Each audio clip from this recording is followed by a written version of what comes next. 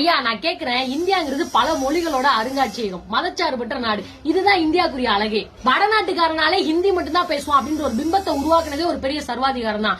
இங்க பீகாரி இருக்கு, குஜராத்தி இருக்கு, ராஜஸ்தானி இருக்கு, பஞ்சாபி இருக்கு, கொங்கணி இருக்கு, பெங்காலி இருக்கு, மராத்தி இருக்கு, இந்த மாதிரி எக்கச்சக்கமான லாங்குவேஜ் இருக்கு. இதெல்லாம் இப்ப எங்க போச்சு? நீங்க மூணாவது ஒரு லாங்குவேஜ் கொண்டு வரேன்னு சொல்லி அந்தந்த மாநிலத்து பிள்ளைங்களை அவங்க லாங்குவேஜ் கத்துக்க விடாம பண்ணி இப்ப அவங்க லாங்குவேஜே அழிஞ்சு போற நிலைமைக்கு வந்துருச்சு. ஆனா தமிழ்நாட்டுல மட்டும் இது நடக்கவே நடக்காது. ஆங்கிலம்ன்ற வேற ஒரு மொழியை திணிச்சது மூலமா எங்க பிள்ளைங்க எத்தனையோ பேர் பள்ளிகளை இடைநிறுத்தம் பண்ணி தன்னோட வாழ்க்கையவே இழந்திருக்காங்க. சாதாரண ஒரு குடிசை வீட்டுல இருக்கிற பிள்ளைய அடிப்படை கல்வியை கத்துக்க வச்சு ஆரம்ப கல்வியை முடிச்சு உயர்கல்விக்கு போக வைக்கிறது தான் எங்களோட இலக்கு.